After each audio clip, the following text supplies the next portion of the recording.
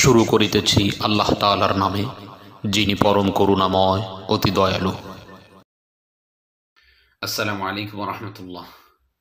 কেমন আছেন বন্ধুরা? সবাই আশা করি ভালো আছেন, আর ভালো থাকেন এ দোয়া সকলের জন্য করি। আজকে একটি গুরুত্বপূর্ণ বিষয় নিয়ে আপনাদের সাথে আলোচনা করতে যাচ্ছি, যেই বিষয়টি সকলের জন্যই ফায়দাজনক হবে বলে আমি আল্লাহ তাআলার কাছে আশাবাদী।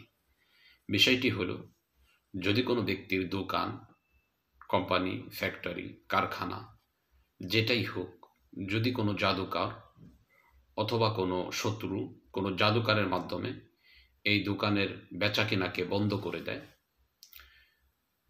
যেটাকে উর্দুতে বলে বান্দিশ, এটা যদি কারো দোকানে লাগিয়ে দেয়, যার ফলে যেদিকেই তারা অগ্রসর হতে যাচ্ছে সেদিকেই কোম্পানি, ফ্যাক্টরি, দোকানদার ক্ষতিগ্রস্ত হচ্ছে।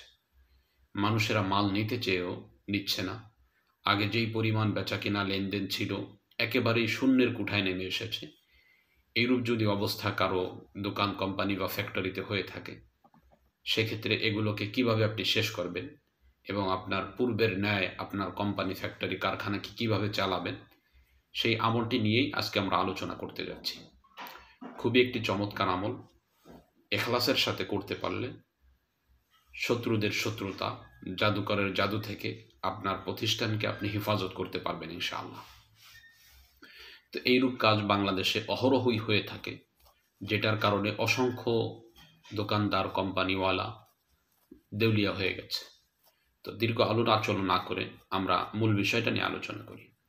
আজকে যেই আমলটা নিয়ে আলোচনা করতেছি, এই আমলটি আছে সদরি আমল কিতাবের ২য় খণ্ডে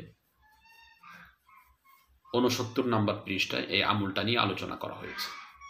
অতএব যেই সমস্ত বন্ধুরা দেখতে চান, সদরি আমল কিতাব থেকে আপনি দেখে নিতে পারেন।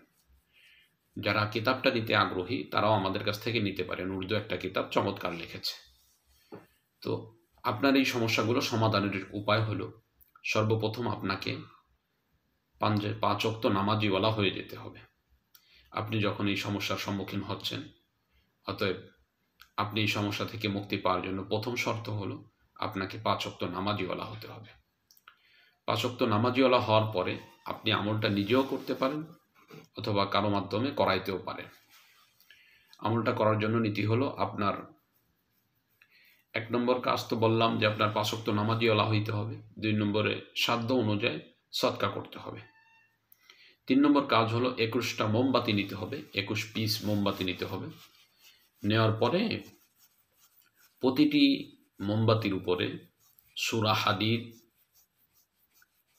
একবার পাঠ করে ফুঁক দিতে হবে।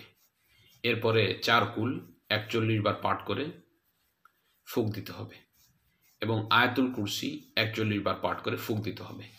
এইভাবে একটা একটা করে, যদিও কষ্ট হবে, কিন্তু একটা একটা করে ২১টা মোমবাতি এভাবে পড়তে হবে। পড়ার পরে এবার আপনি প্রতিদিন একটা মোমবাতি আপনার কোম্পানি, ফ্যাক্টরি, কারখানা যেটাই হোক এর ভিতরে জ্বালায় আগুন দ্বারা এটাকে শেষ করতে হবে। এভাবে ২১ দিন পর্যন্ত যদি আপনি ২১টি মোমবাতি জ্বালিয়ে দেন, তো আমি আল্লাহ তাআলার কাছে আশাবাদী এই আমলের বরকতে আপনার দোকানে যে কোনো ধরনের বান্দিশি করা হোক, যে কোনো ধরনের জাদুই করা হোক, যার কারণে আপনি ক্ষতিগ্রস্ত হচ্ছেন, এই সমস্যাগুলো নিমিষেই শেষ হয়ে যাবে ইনশাআল্লাহ। এবং আপনি পূর্বের ন্যায় আপনার দোকানে বরকত, বেচাকিনা এগুলো আপনি দেখতে পাবেন। এই আমলটি খুবই চমৎকার একটি আমল। এখলাসের সাথে আল্লাহ তাআলার প্রতি পূর্ণ আস্থা রেখে করলে অতি দ্রুতই ভালো রেজাল্ট পাওয়া যায়। তো আজকে এ পর্যন্তই, দেখা হবে অন্য কোনো দিন অন্য কোনো বিষয় নিয়ে। আসসালামু আলাইকুম ওয়া রাহমাতুল্লাহ।